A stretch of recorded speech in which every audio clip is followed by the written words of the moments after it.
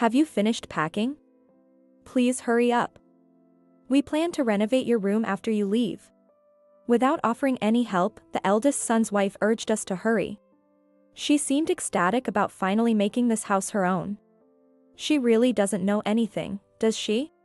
I glanced at my husband, who silently gestured for me to stop and smiled gently at his brother's wife. Sorry for the delay. We'll be out by tomorrow. Since there will be workers around, it's best if you and Emily stay in your room. Since we were leaving behind the shared furniture and appliances, our belongings were mostly just bedding and a few dressers. It probably wouldn't take more than 30 minutes to move everything out. The next day came. The final farewell was much more straightforward than I expected.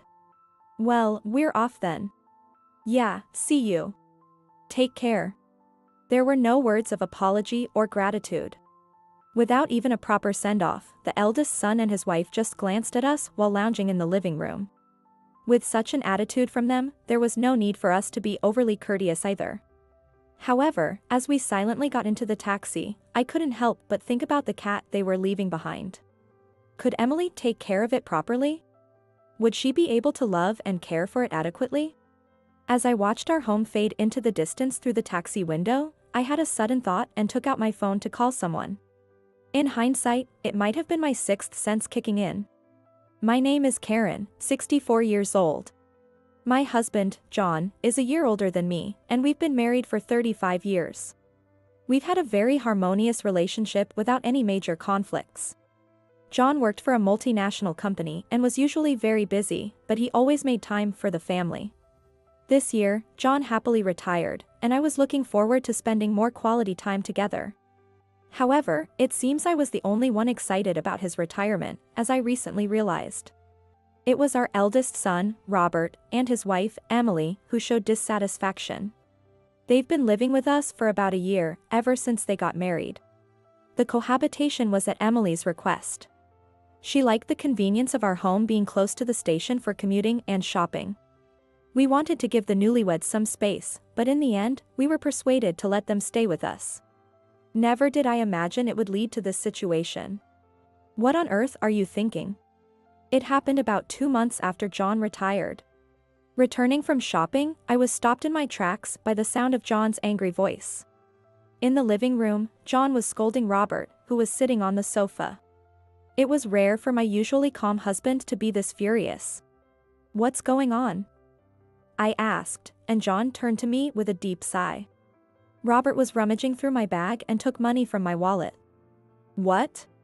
He seems to be short on cash after losing big at the Kentucky Derby recently. With that, John grabbed a few bills and his wallet from Robert's hand. It was definitely John's wallet. I had given it to him on our 25th wedding anniversary, so there was no mistake. The fact that it was in Robert's hand along with the money was undeniable proof of what John said. Robert. I thought you quit gambling. You promised never to do it again after that big loss last time. So why?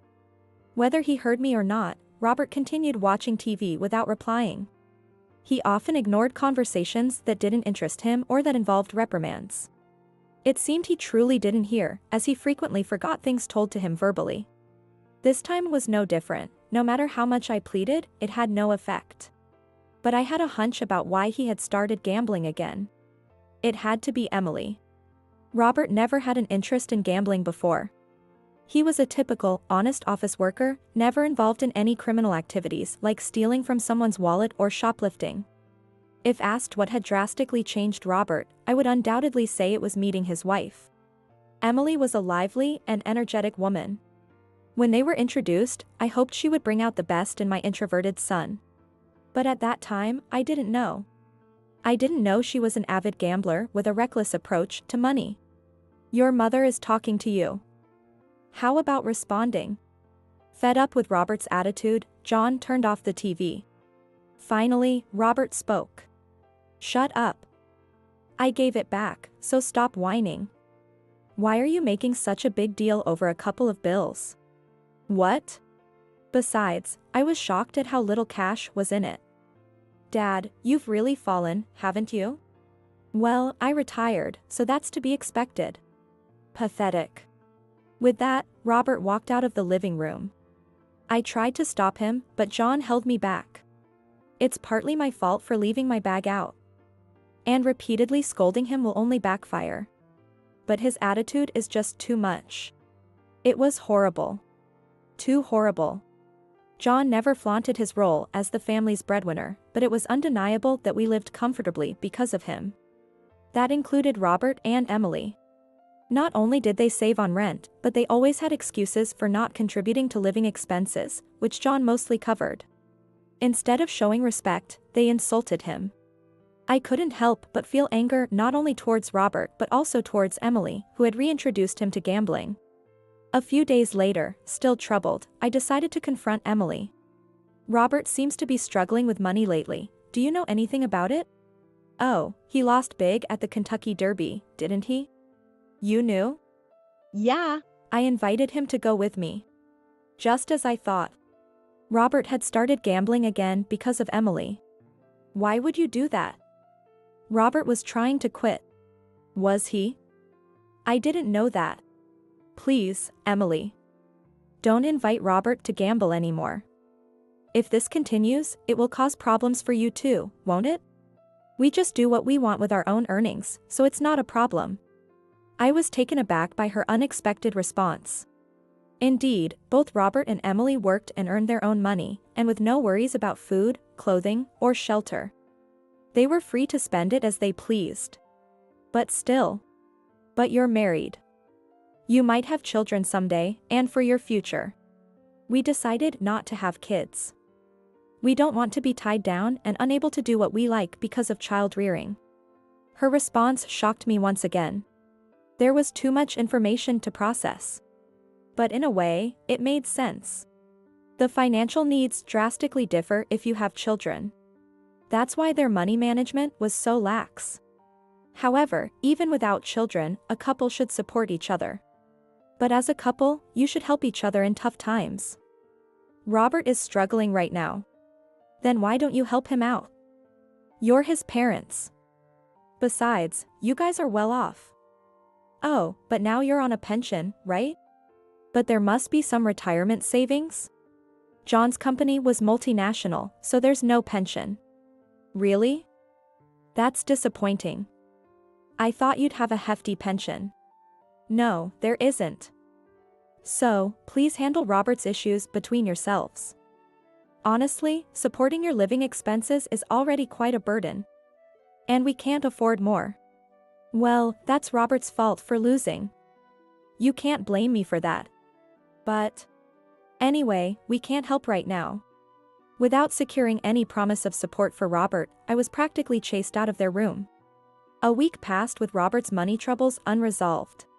If he was desperate enough to steal from his parents' wallets, wasn't it a sign of real desperation? Shouldn't we help him before he turns to crime? John and I discussed it repeatedly, but he insisted this is the result of spoiling him. Now is the time to be tough for the future. In the end, I had to agree. At least we were providing meals in the morning and evening, and he had a commuter pass. He just needed to make it to the next payday. But our brief sense of relief was shattered by an unexpected turn of events. It was a weekend night. After finishing dinner, we were relaxing in the living room. Ding dong. It was unusual to have visitors at this hour, so I went to the door with some curiosity. As I opened it, I was surprised to see Emily standing there. She was holding a cardboard box in both hands, unable to open the door herself. What's this about? What's in the box? I took the box from her, and the rustling sound made me gasp. As I opened the box, I saw a pair of eyes staring back at me. It was a cat. Isn't it cute? I found it abandoned on my way home.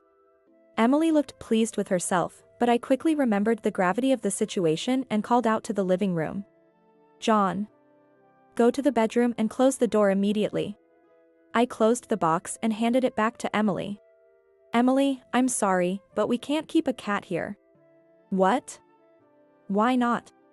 I explained to Emily that John had a severe cat allergy. Exposure to cat saliva caused skin inflammation, and inhaling fur or dander triggered asthma-like attacks. Once, when Robert visited a friend with a cat and came back covered in fur, John had an attack and had to be taken to the hospital. I reminded her that this allergy had been one of the conditions we discussed when she moved in. So you're saying I should take it back out there? In this cold? It will die. I was at a loss for words at Emily's remark. I don't dislike cats. So, telling her to put the cat back out in the cold was something I couldn't bring myself to say. But I couldn't risk John's health either. All right. The cat can stay in your room for one night. But just one night. Tomorrow, we'll contact the animal shelter to have it taken in. At least the shelter would temporarily care for the cat. Emily reluctantly agreed to my suggestion. I informed John and Robert about the arrangement, and we agreed the cat would stay in their room for the night. However, things didn't go as planned. The next morning, my eldest son and his wife changed their minds and said, "We will keep the cat." Emily, that's not what we agreed on. But we really want to keep it. It's so cute. Why can't we? Because John is allergic. If he doesn't touch it, it'll be fine. We'll take care of it. You're both at work during the day. Who will look after it then? Can't you do it, Karen? I can't, and that's why I'm saying no. How heartless. I didn't know you were so cold. You can't even help a tiny, cute cat. Do you know that shelters often end up euthanizing animals? You're just looking out for yourselves, ignoring any sacrifice needed. Do you know what people call folks like you? Old nuisances. What? We don't need old nuisances. If we can't keep the cat, you should leave immediately. Before I could argue, Robert continued. It's a good time for you to consider moving to a retirement home. You're old enough, and we have no intention of taking care of you. Besides, you're not earning anymore. That's enough, you two. All right. John, who had been silently listening, suddenly interrupted me. He wore a mask and gloves since the previous night's incident and kept his distance from Robert and Emily. I felt sorry for making him uncomfortable in his own home. I can't keep a cat because of my allergy. So we'll go along with your suggestion and leave. John.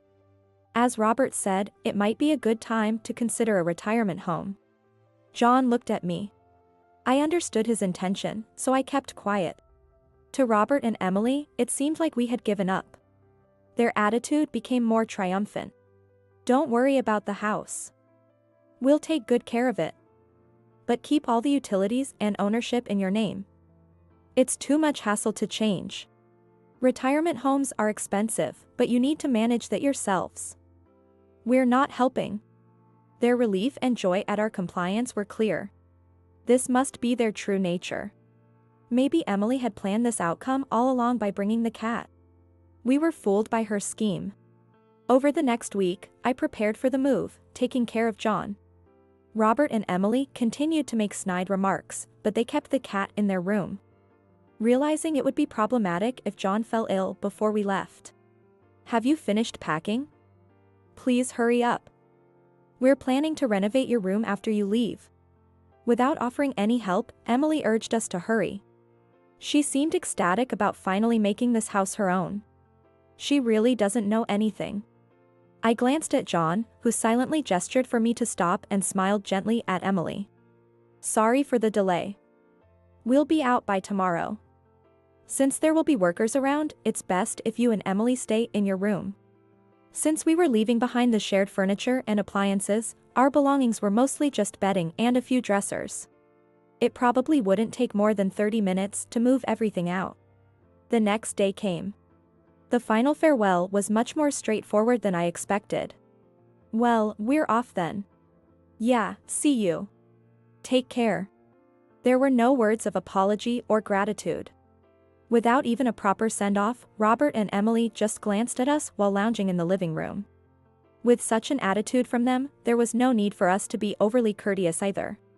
However, as we silently got into the taxi, I couldn't help but think about the cat they were leaving behind. Could Emily take care of it properly? Would she be able to love and care for it adequately? As I watched our home fade into the distance through the taxi window, I had a sudden thought and took out my phone to call someone. In hindsight, it might have been my sixth sense kicking in. Adjusting to life after the move was a bit unsettling, but it was mostly comfortable. After all, with 2 fewer housemates. Everything, from cooking to laundry, took half the effort, and I no longer had to worry about being considerate. I finally felt like I had regained the freedom I lost before Robert and Emily got married. One night, about a week after living like that, Emily called me. With John's approval, I answered the call. Emily's panicked voice blared through the receiver. "Karen. What's going on?" The power and gas in the house seemed to be off. It seemed she had just returned home. She was so flustered that she inadvertently switched to a video call. All I could see was the beam of a flashlight moving around in a dark room, unable to make out Emily's expression. "Well, I canceled the services, so it's no wonder they're off." "What? What do you mean canceled? Is this some kind of prank? Are you getting back at us for kicking you out?" "Emily, calm down. Is Robert there with you?" John gently asked, and Emily's tone softened a bit as she replied, "He just got home." Robert, seeing the dark house, was also in a mild panic, but after they calmed down, John revealed the truth. "The house has been sold. The buyer has been found, and the handover date is soon. So, we canceled all the utilities." "A sale? We weren't told about this. How could you make such arrangements without telling us?" I interjected in exasperation at my daughter-in-law, who was indignant and couldn't believe what her husband was saying. I informed Robert about everything. The sale, the handover date, and the progress along the way. Clearly, Robert hadn't communicated any of this to Emily. Or perhaps, in his usual manner, he hadn't even remembered hearing it. Given all the meetings with the real estate agents and potential buyers over the past few months, the house had been quite busy. But Robert and Emily were rarely home during the day, so they must have missed it all. They had plenty of chances to notice, but they missed them all. "I assumed you would move out right after us. Haven't you started packing?" I asked innocently. Robert and Emily immediately began arguing. "It's your fault, I didn't know, I was deceived," and so on. Watching them bicker in the dark, illuminated only by a flashlight, was oddly amusing. But once they finished, they directed their anger back at us. "Even so, moving forward without your housemate's consent is too much. I don't remember agreeing to this." "Oh. But I did get a response from you. I asked if it was okay to sell the house, and you said, yeah, sure." In reality, it was a half-hearted response from Robert while he was watching TV, but it was still an answer. It's his fault for not paying attention. When I pointed this out, Robert was momentarily speechless, then shouted defiantly. "Fine. What should we do now?" "What do you mean, what should we do? Where are we supposed to live now? You must have arranged something for us, right?" John replied in a puzzled tone, "Why?" My eldest son froze and said, "Huh," in response. "You kicked us out. Why would we arrange a place for you?"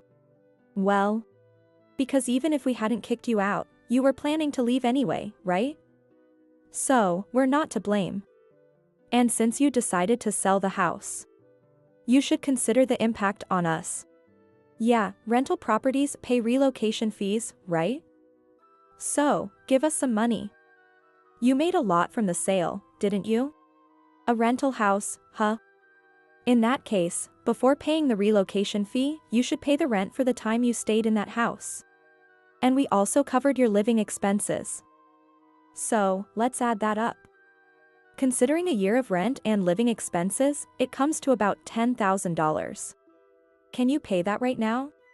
Robert and Emily fell silent. Given Robert's financial troubles, they likely couldn't afford it. Realizing they were at a disadvantage, Robert tried to appease us. Right. We should pay you first, but we're a bit short right now. So, how about we live together again? Yes, please tell us where you moved. We'll join you there." They hadn't cared about our new place when we left. I dismissed their plea, "That's impossible. We can't live with a cat." "Wasn't that the reason you kicked us out?" "We'll get rid of the cat. Just let us stay." Those extremely selfish words made me truly feel sorry for the cat. It was clear that to my eldest son and his wife, the cat was nothing more than a tool to drive us out of the house. You said we ignored sacrifices for our comfort, but it's you who are willing to sacrifice anything for your convenience. The term old nuisances fits you better. When their parting words to us were thrown back at them, my daughter-in-law was left speechless and began to cry. But we no longer felt any obligation to be swayed by her tears. John and I moved into a senior living community, so you can't join us. You suggested it, remember? It's very comfortable. We'll live happily here. Don't worry about us. I ended the call. All we heard were their sobs. We never received an apology. Robert and Emily soon left the house. Without savings, they both declared bankruptcy and now live in public housing. We learned this from Sarah, our friendly neighbor, when we returned to clean the house. According to Sarah, my eldest son and his wife had a hard time packing their belongings in a house without electricity. As expected, they left the cat behind when they moved. Thankfully, I had asked Sarah to keep an eye on the cat, so it now lives with her. I offered to help find a new home for the cat, but Sarah had grown attached and decided to keep it. Surprisingly, Robert and Emily didn't divorce. Perhaps they're well-matched. They might be hoping for John's inheritance, but we've chosen a high-cost senior community, so there won't be much left. John and I finally achieved a truly peaceful life together. The senior community offers many services, including a gym, karaoke, and hot springs. We enjoy 3 freshly prepared meals a day, and we can go out or travel as we please. Best of all, we have many friends here. We plan to enjoy this second phase of our lives together, making new friends and cherishing our time.